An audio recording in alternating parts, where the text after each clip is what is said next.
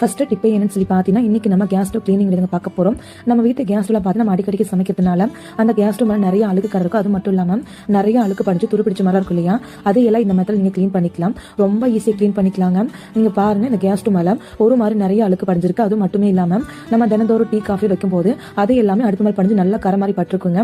அது எல்லாமே எப்படி போகலாம் சொல்லி பார்க்கலாம். அது மட்டுமே இல்லாம நீண்ட நாள் அழுக்கு கரையா இருந்தாலும் அது எல்லாமே போயிடுங்க. நான் இன்னைக்கு கொஞ்சம் போல கோல்கேட் பேஸ்ட் கேஸ் மேல நீங்க போட்டுக்கணுங்க. அதுக்கப்புறம் நீங்க இட்லிக்கு யூஸ் பண்ற சோடா இருக்கு தானே, அது ஒரு கொஞ்சம் போல 2 அடுப்பு மேல போட்டுக்கோங்க. அதுக்கப்புறம் இது மேல நீங்க ஒரு கொஞ்சம் போல 2 பக்கம் தண்ணியை தெளிச்சு விட்டுருங்க.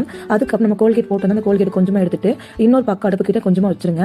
அதுக்கப்புறம் கை வச்சுட்டு அந்த பேஸ்ட் அந்த சோடா 2 மிக்ஸ் பண்ணிட்டு கை வச்சுட்டு அந்த கேஸ் ஃபுல்லாவே எந்த இடங்கள்ல ரொம்ப அழுக்கு துருப்பிடிச்ச கரை, நாள்பட்ட கரை, எந்த கரையா இருந்தாலும் அது மேல கை வச்சு நல்லா அப்ளை பண்ணி விட்டுருங்க. அதுக்கப்புறம் கேஸ் ஸ்டவ் கிளீன் பண்ணுறதுக்காக நான் இன்னைக்கு கொஞ்சம் போல விம்ஜெல் எடுத்திருக்கேன். உங்ககிட்ட விம்ஜெல் இருந்தால் எடுத்துக்கோங்க. அப்பெல்லாம் நீங்க ஷாம்பு எடுத்துக்கலாம், அப்பெல்லாம் விம் சோப் எடுத்துக்கலாங்க. நான் இன்னைக்கு கொஞ்சம் போல மட்டும் விம்ஜெல் சேர்த்துட்டு ஒரு ஸ்க்ரப் வச்சு நல்லா நான் தேய்ச்சிக்கிறேங்க. நான் தேய்க்க பாருங்க, டீ கரை, அதுக்கப்புறம் காஃபி கரை, சாப்பாடு வைக்கும்போது கரை, நாள்பட்ட கரை எல்லாருக்குமே நான் தேய்க்கும் போது எல்லாமே ரொம்ப ஈஸியா போயிடுதுங்க. இதே போல் நம்ம 2 அடுப்பு மேலேயும் நல்லா நம்ம தேய்ச்சிக்கலாம். நம்ம கிளீன் பண்ண பாத்தீங்கன்னா அந்த கேஸ் மேல எல்லாருக்குமே ரொம்ப ஈஸியா போயிடுங்க.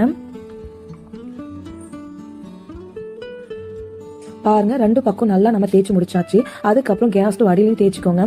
இது போல நீங்க மேல கீழே எல்லா பக்கம் நல்லா தேய்ச்சி முடிச்ச பின்னாடி அதுக்கப்புறம் எப்போதும் போல நீங்க தண்ணி ஊற்றி நல்லா நம்ம கிளீன் பண்ணி விட்டுக்கலாங்க. கிளீன் பண்ணிட்டு நீங்களே பாருங்க, ஃபர்ஸ்ட் எந்த அளவுக்கு அழுக்கு கரை, டீ கரை, துருப்பிடிச்ச கரை, நாள்பட்ட கரை எல்லாமே இருந்துச்சுங்க.